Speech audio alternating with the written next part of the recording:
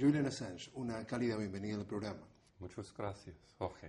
Julian, do you believe that this interview is being heard or spied on by the London police that is surrounding this embassy? Just a few days ago, it came out that SS-10, a covert operations group, was involved in the policing around the embassy and also the counter-terrorism command. Quite interesting story where there was a police officer outside and a photographer from the Press Association used his zoom lens to zoom up on the piece of paper he was holding and could read all the details about what the police were doing around here. So, yes, we assume that. The UK was threatening the Ecuadorian government through a memorandum saying that they would be ready to storm into the embassy in order to arrest you. That happened the night before the Ecuadorian government announces that you were having their diplomatic asylum. Tell us a little bit about that night. Since I came to the embassy 2 months ago, there was a policing presence. We had 2 policemen outside the front door most of the time. However, leading up to that night with the formal threat made by the United Kingdom to Ecuador, saying that they had the right to go in to the embassy and take me, the number of police increased to 50. So it was a really quite dramatic situation. We could hear police running up and down the stairs of the interior fire escape, big police vans being pulled around here. When we put out a notification this was happening, many of our supporters turned up, some 100 people, over 100 people turned up outside the front, and they were live streaming what was happening, so on their phones and so on, videotaping constantly what was happening. The press that are criticizing you or criticizing Ecuador, it's, according to what you read, you can read that Julian Assange is using Ecuador for its personal agenda, and Ecuador is using Julian Assange for political purposes for President Correa. Are you using Ecuador, or you feel that Ecuador is using you? I don't feel that we have been used at all. There's a mutuality in values. Yeah? There's a mutuality also in the groups that are negatively affecting us and are negatively affecting Ecuador. So this is, and I suppose we can even go beyond that. So let's go straight down to the personal. That I am a person that it has been established is under a political persecution by the United States and its allies. That's a fact. That fact was recognised, and we had to put a lot of work into giving the Ecuadorian government evidence after evidence after evidence about that fact. And they created an assessment, and they're right. They're right. The political persecution of me and our organisation is ongoing. So that's enough. But if we then look into the broader context, Ecuador has been right to demonstrate its values in this case, into not just giving me asylum, but also then publicly. It should give everyone asylum who deserves asylum and where it has the economic capacity to do so. But in going the extra mile to defending my rights in public, because my rights correlate to some of the values that Ecuador would like to project. And I think it does actually believe in that values. Did you ever thought that Latin America will be behind you so strongly? I knew we had a lot of Latin American support. I was very pleasantly surprised that it was so uniform. It was everyone in Latin America came to support us. Even those relatively right-wing groups in a couple of countries did not oppose us. So this Latin American solidarity over this issue and supporting me, I think that's something important. I don't think that could have happened 10 years ago. I think that reflects a growing strength and integration of Latin America. There's sort of a mutuality, a mutual defense and shared values. November 28th, 2010, WikiLeaks publishes what is called the Cablegate. Basically 251,000 cables, mostly about diplomatic cables from diplomatic offices of the US embassies, and also about the war in Afghanistan and Iraq. And here is what happens the day after in the US. Just a recap. The following day, November 29th, 2010, Sarah Palin, former vice presidential candidate in 2008. She said, Assange is an anti-American operative with blood on his hands. Why was he not pursued with the same urgency we pursued Al-Qaeda and the Taliban leaders? Well, I think Sarah Palin was a bit unhappy because we had published her emails before. It's more than her that is unhappy here. So we have on November 29th, Tony Shaffer, former U.S. Defense Intelligence Agency officer on Fox News. I will look at this very much as a military issue with potentially military action against him as an organization. Again, the 29th and 30th of November. Mike Huckabee, a 2008 presidential candidate in the Republican primaries. Anything less than execution is too kind a penalty. November 30th, Interpol issues a red notice to 188 countries for Julian Assange. November 30th, Tom Flanagan, ex-senior advisor to the Canadian Prime Minister Stephen Harper, he's currently a political science lecturer at the University of Calgary, says, well, I think Assange should be assassinated. Actually, I think Obama should put out a contract and maybe use a drone or something. I would not feel unhappy if Assange disappeared. November 30th, Republican Senator Lindsey Graham referring to WikiLeaks. We are at war. I hope Eric Holder, the U.S. Attorney General, who's a good man, will start showing some leadership here and get our laws in line with being at war.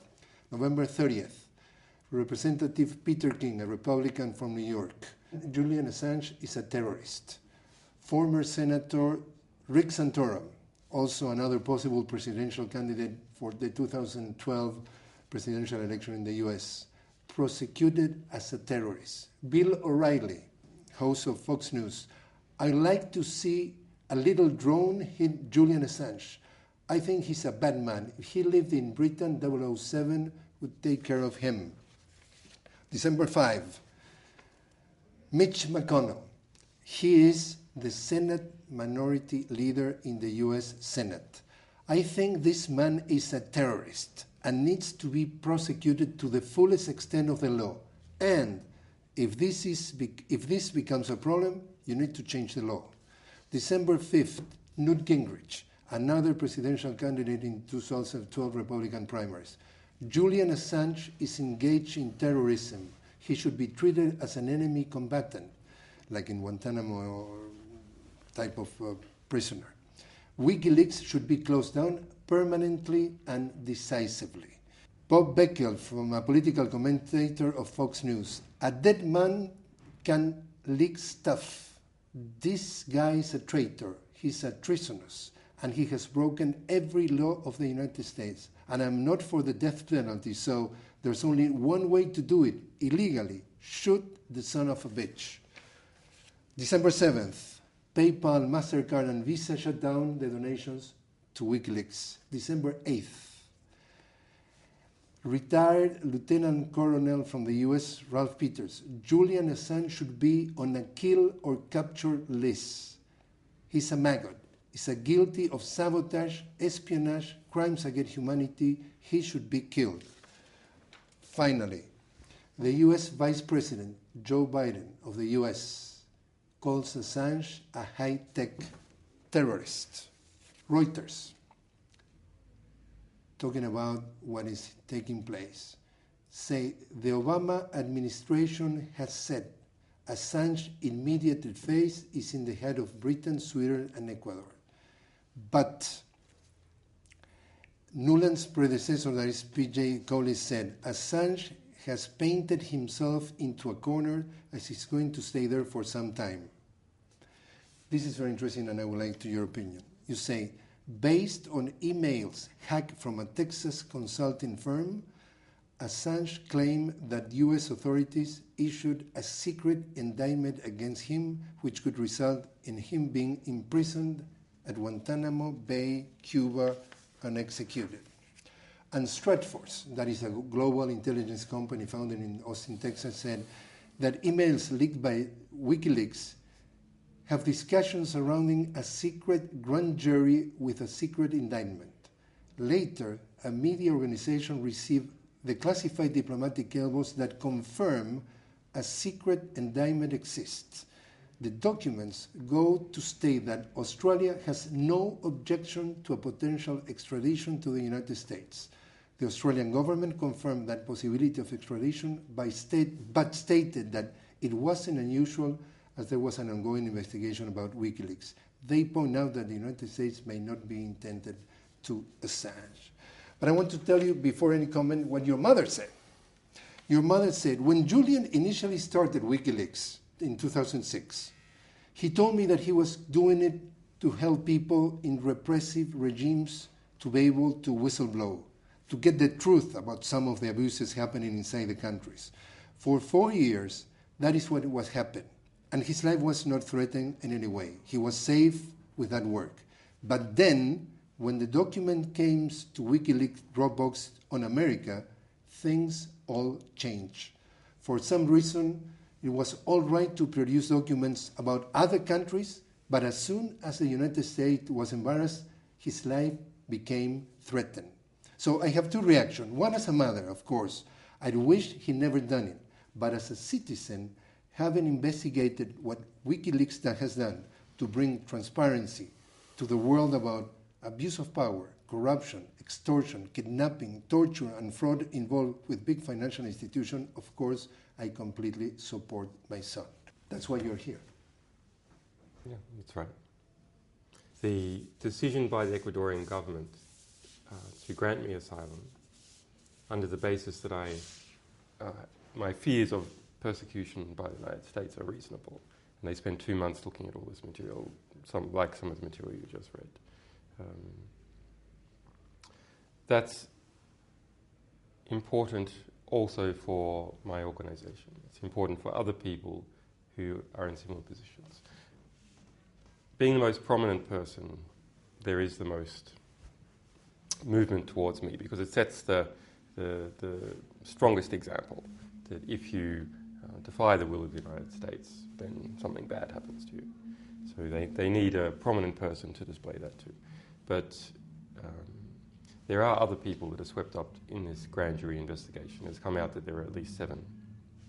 And those include the founders and managers of WikiLeaks, which is principally me, but perhaps also some of our other people. This enormous list that you gave, it misses some things. Of course, it misses many more additional threats, but there's some recent material. For example, the Department of Justice just 6 weeks ago said to Agence France Presse, yes, we admit that there is an ongoing investigation. The State Department just last week said, no, there's not a persecution, but we won't answer whether there's a prosecution. So there's a large investigation, and I guess it's important to understand the scale of this matter. Australian diplomats to Washington reported back what they were told by US officials. And they say that the investigation against WikiLeaks is unprecedented both in its scale, its size, and its nature. The US official version, this is Victoria Nuland. She is a State Department spokesperson. She said, well, let me start with the fact that, talking about Julian Assange, he's making all kinds of wild assertions about us, when in fact his issue with the government is with the government of the United Kingdom. has to do with whether he's going to go stand, face justice in Sweden for something that he has nothing to do with WikiLeaks. It has to do with charges of sexual misconduct, so he's clearly trying to deflect attention away from the real issue, which is whether he's going to face justice in Sweden, which is the immediate issue. So that case has nothing to do with us. It's a matter between the UK, Sweden, and now Ecuador has inserted itself. Well, the US government also falsely stated that I was charged. You see exactly what happened. Now, you have to be very careful with this and the statements that officials are making. So here, and we've seen the US ambassador to Australia do exactly the same sort of rhetorical trick. It's to say the extradition case between the UK and Sweden for Mr. Assange is nothing to do with us. Now, formally, that's true. In a formal sense, it is nothing to do with them. In terms of it, Sweden has made an application. The UK is responding to the application. What is not being said is that there are other matters that the US is involved in. Just admitted by the Department of Justice that is ongoing. And in fact, in that same statement by the State Department, if you go a bit further down, she does this well. There's I refuse to say whether there's a prosecution. It's not a persecution. I refuse to say whether it's a prosecution. So these are matters that are to do with the United States, but it's a little rhetorical tricks are used in order to manipulate the public and to manipulate the press. And the press should know better. In fact, it really depends on whether the press is favourable to us or favourable to the US or favourable to the UK is what gets reported. So you see a statement like that, where if you go further down, actually you see there's essential an admission of an ongoing investigation, prosecution. But the first part is the denial, and they'll just take the denial and they will not report the rest because they want an excuse to push a particular agenda.